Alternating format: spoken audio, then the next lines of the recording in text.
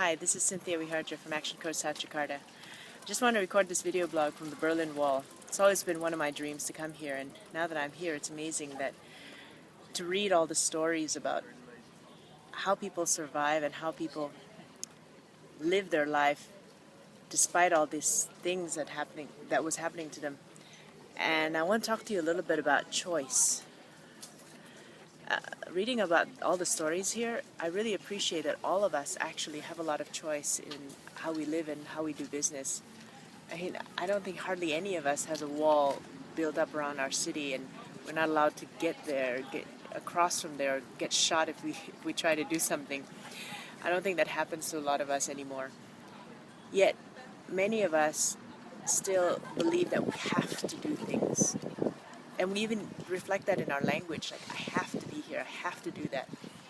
And my question is that useful? Does that free you? Does that liberate you? Does that give you the impression that you are a human being that is free? Or does that actually limit you, make you feel more frustrated and more stressed about your life, and limits you from reaching your true potential? So here's a tip about the language. Instead of saying I have to do something, or I have to feel a certain way, or I should do something, why don't we instead embrace the choice that we are given? I mean, you may not be able to control everything that happens to you, but for the most part you can control how you respond to what happens to you. And instead of saying I have to do this, or I feel this way because of a certain thing, why don't we say I choose to? At least by using the word choose, you have decided and you have distinguished that this feeling, even if it's a negative feeling, I am angry, instead of I am angry or this person makes me angry, no, what happened to me, I chose to place anger with that situation. You chose to be angry. You don't have to be angry. Maybe anger was a natural reaction, but you don't have to keep being angry, for instance.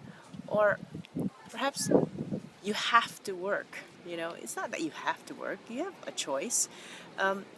If you don't work, yes, there's consequences, but you don't have to work. You decided to work. You chose to work so that you can enjoy other consequences. So watch what happens to you and the feeling you have about your life and your situations once you start using the word I choose to instead of I should, or I have to, or I must. I want to close this video blog just with a story that really inspired me. I was in a Checkpoint Charlie Museum, and there was a story of an escape group, the group that tried to escape from East Berlin to West Berlin. Well, the problem is, they could easily build a tunnel, but the problem is they were like late 60s to 80 years old. And nobody really wanted to help them because they figured they'd die on the way.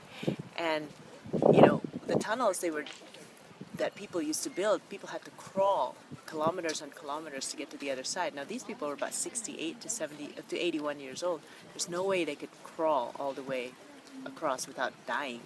So because no one wanted to help them, this group of old people, they decided to build their own tunnel. And because they couldn't crawl, they decided to build a tunnel where they could stand up and walk all the way through. And they did it. It's an inspiring story about how once you've put into your mind that you can do it, that you can choose to believe something else about yourself.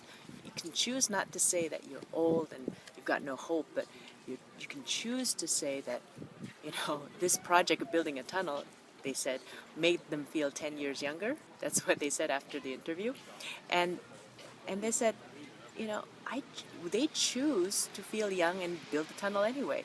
So that was one of the stories that inspired me, and I want to leave you with that story in mind as we close this video blog. I'll see you in the next blog, and this week, pay attention to how you choose to react to the situations around you and the language that you use. Have a great week. Coach Cynthia signing off.